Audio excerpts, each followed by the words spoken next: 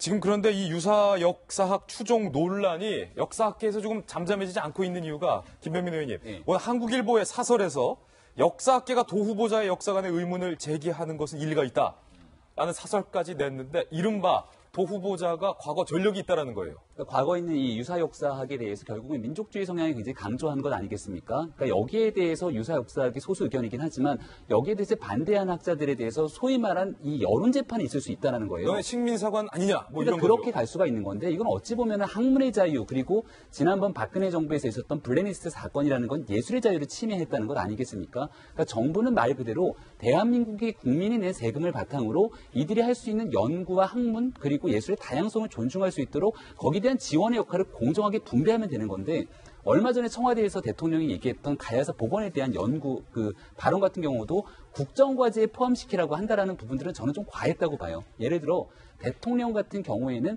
대한민국 역사 속에서 좀 나름 소외된 역사들이 있기 때문에 이런 소외된 역사에도 예산이 투자될 수 있도록 노력해 주세요라는 정도만 하게 되면 거기에 대한 실무적인 선에서의 여러 학자들의 의견을 반영할 수 있는 부분들인데 이걸 콕 집어서 얘기하는 순간 나름대로 그러한 국정과제 코드에 맞춰서 여러 가지 지원들이 이루어질 수밖에 없는 거거든요. 그러니까 박근혜 전 대통령 같은 경우도 지금 재판받는 과정에서 나 블랙리스트 얘기한 적 없다라는 것 아니겠습니까? 근데 문체부에 있었던 여러 가지 상황들의 정황이라든지 그 당시 청와대에 있었던 정황들을 보게 되면은 대통령이 얘기하고 있는 여러 가지 지시사항들이 결을 맞춰서 함께 움직이는 거거든요. 그러한 논란들이 두 번 다시 반복되지 않기 위해서 더더군다나 조심해야 되는 곳이 바로 문화체육관광부인데 도종환 후보자 같은 경우는 이 내용에 대해서 조금 더 소상하게 청문회에서 설명했으면 좋겠다라는 생각이 들고요. 지금 현재로서는 국회의원 4명을 장관 후보자로 청구한 상황인데 여지까지 단 한 명도 국회의원이 청문회에서 낙마한 적이 없거든요. 국회의원이라고 좀 동료원들끼리 봐주지 말고 명확하게 청문회 과정 좀 짚을 건 짚었으면 좋겠다는 얘기 드리고 싶습니다. 오늘 조선일보 실론에서 청와대 주인들은 역사에서 손 떼라. 역사학계 입장에 대해서 어제자군요. 어제자 7일자 조선일보 사설을 저희가 한번 자막으로 뽑아봤는데요. 정세영 위원님, 지금 역사학계에서 도종환판 블랙리스트가 우려된다.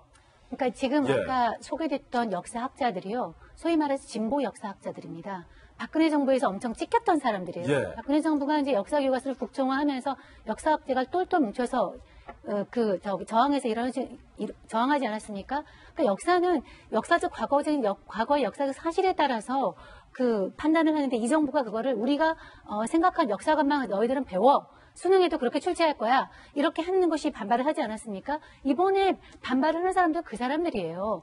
그러니까 어떤 정치, 좌우, 뭐 진보 보수를 떠나가지고 역사 학문의 영역은 학문의 영역으로 이제 남겨달라고 하는데 그것이 왜 좀 걱정스러우냐면 아까 나왔던 그 바잉턴이라는 하버드대 교수가 정말 그 우리나라 고대사의 전문가입니다. 전문가인데 이 사람이 학계의 통설대로 한사군에서 낙랑운이 평양에 있다고 주장을 했다가 한국에서 완전 왕따를 당했어요. 한국에 오질 못해요. 그래서 이 사람이 한국말도 잘하는 사람이거든요. 완전히 한국에서 왕따를 당하고 한국에 지금 오늘 인터뷰를 보면 한국에 3년간 오지도 않았다는 거예요. 그리고 전공 자체를 중국으로 바꿔버렸습니다.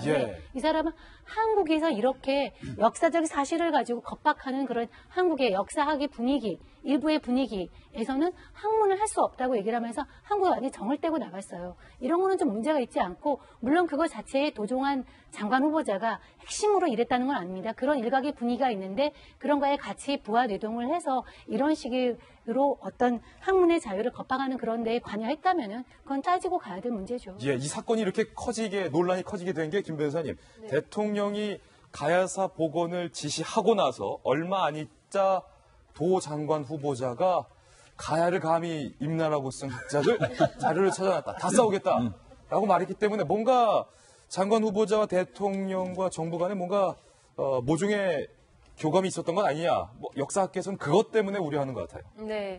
교감이라기보다는 도종환 후보자가 이제 본인이 평소에 이제 약간 그런 주체적인 민족주의적인 그런 역사관을 가지고 있었고 또 마침 대통령이 가야 역사에 대한 연구를 좀 활발히 할 것을 지시를 하니까 이때가 약간 기회다 좀 오버한 경향이 좀 있는 것 같습니다.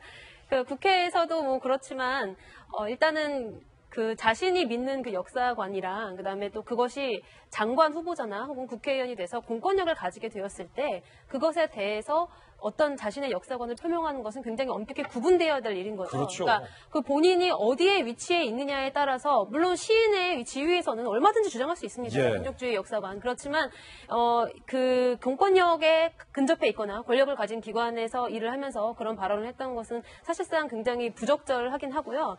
근데 청문회에서 조금 따져서 물어볼 그런 상황이고 저는 뭐 설마 도종환 장관 후보자가 약간 오버한 경향은 있지만 또 그렇게까지 블랙리스트 뭐 이런 정도에까지 이르지는 않을 거라고 믿고 싶습니다. 예, 도종환 장관 후보자에게 제기됐던 이른바 제야 역사 추종 의혹에 대해서 논란에 대해서 저희가 다뤄봤습니다.